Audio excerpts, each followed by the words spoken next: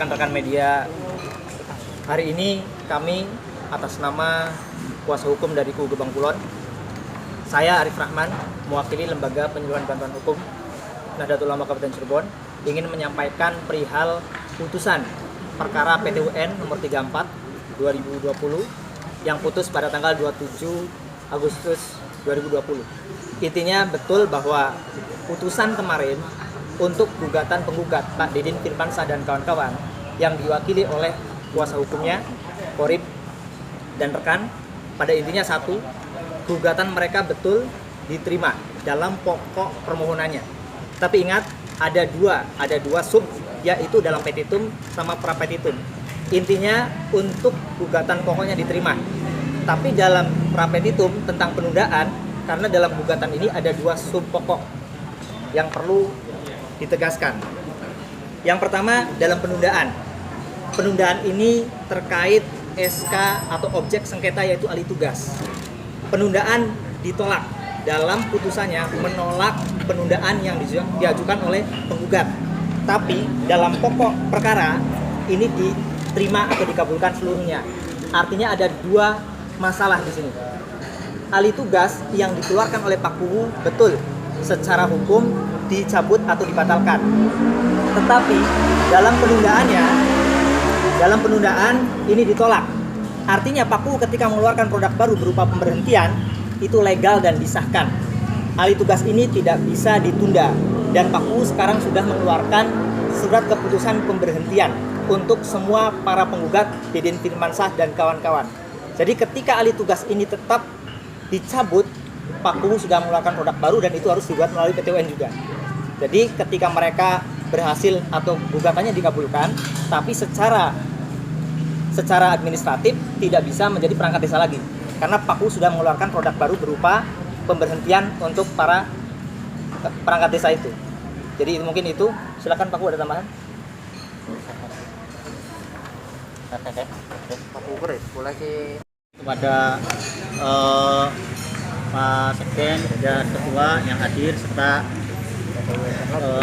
kuasa hukum saya Pak Arif, sesuai dengan penjelasan dari kuasa hukum ya, bahwa perkara alih tugas ini memang betul saudara Korib ya CS itu udah ibaratnya udah salah suruh mencabut perkara ini, tapi yang dijelaskan dengan apa yang dikatakan dengan kuasa hukum, masalah lagi ada dua, poin 1 dan poin 2. Jadi intinya kembali lagi saya serahkan sepenuhnya wacana ini kepada kuasa hukum. Apakah ini mau mengacu ke banding, kasasi, itu nanti kita teknis. Yang jelas saya sebagai pribadi ingin banding. Banding ya Pak? Ya, ingin banding dan kasasi. Nah, dan selanjutnya terserah pengacara saya untuk menindaklanjuti. Itu aja. Bandingnya kapan Pak akan dilaksanakan, secepatnya atau ada tanggal berapa gitu Pak KUU? Mungkin setelah ada petikannya. Jadi untuk banding ini sesuai dengan aturan ada waktu 14 hari setelah putusan. Jadi 2 minggu setelah putusan tanggal 27 itu maksimal. Jadi perkara kemarin diputus tapi belum inkrah. Belum inkrah. Artinya kita pihak tergugat bisa mengajukan upaya hukum banding ke Pengadilan Tinggi Tata Usaha Negara. Tapi ya itu pertimbangan kami, masih ada waktu 14 hari. Namun pada intinya bahwa gugatan kemarin tidak mempengaruhi pemberhentian perangkat desa yaitu Didin Firmansyah dan kawan-kawan. Artinya per hari ini yang 9 perangkat desa itu sudah diberhentikan? Sudah. Dan apakah masih ada yang ngandor? Lagi untuk menjadi perangkat? Betul, tidak ada. Semuanya sudah diberhentikan.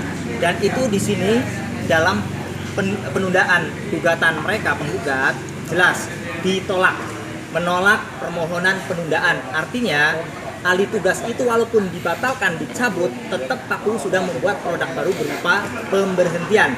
Dan itu harus ada upaya hukum, yaitu gugatan pemberhentian. Gugatan baru ya? Betul. Gugatan baru itu maksudnya? Jadi walaupun SK yang baru? Ya, walaupun alih tugas itu, itu dicabut, kalau dicabut berarti kan mereka jadi perangkat lagi kan? Betul. Tapi Pak KUU sudah mengeluarkan produk baru berupa pemberhentian. Dan itu dilegalkan, ditegaskan dalam putusannya. Pertimbangan Majelis Hakim kemarin bahwa sah rekomendasi yang dikeluarkan oleh camat yang baru untuk pemberhentian itu sudah ada kita ajukan ke pembuktian.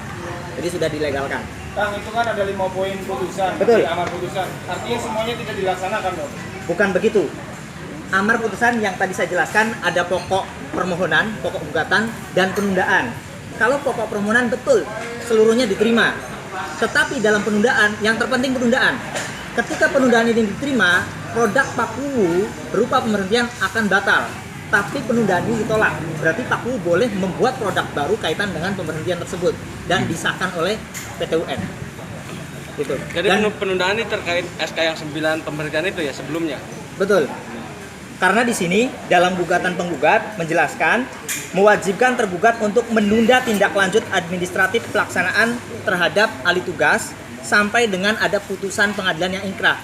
Pengen dari penggugat sebelum putusan kemarin, tolong Kuwu nggak boleh membuat produk baru. Oh. Tapi oleh hakim ditolak.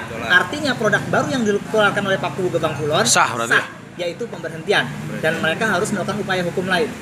Itu Tanggal aja. kapan tuh Kak Pak Kuwu mengeluarkan pemberhentian? Pemberhentian itu dikeluarkan semuanya ya bertahap ya. 8 Juli 2020. 8 Juli 2020. Saya contohkan satu SK pemberhentian Saudara Didin Firmansyah. Pegang dulu Pak. Oke.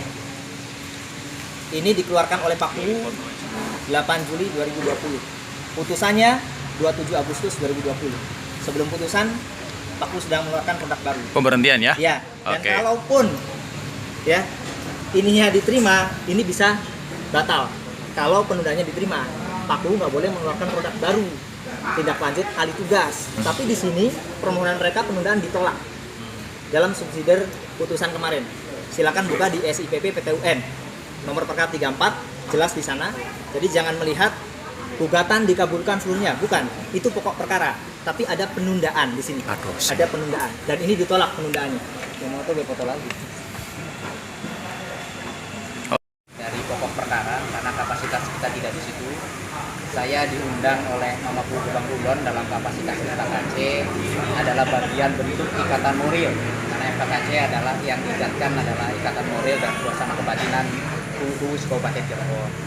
Mungkin yang ingin saya komentari satu, yang pertama bahwa pasca pilgub serentak atau mungkin momentum pilgub di setiap desa itu meninggalkan ya bukan hanya soal administratif teknis tapi juga persoalan psikologis. Oleh karena itu kami harapkan kepada pemerintah daerah maupun pemerintah yang berwenang agar ke depan para Kuwu terpilih ini bisa dimudahkan untuk melaksanakan tugasnya. Kita membuat payung hukum yang kira-kira bisa membuat Pak Kuwu terpilih itu segera fokus untuk menjalankan roda pemerintahannya. Karena saya melihat di PT UN Bandung itu gugatan yang ya termasuk cukup banyak itu dari Kabupaten Cirebon.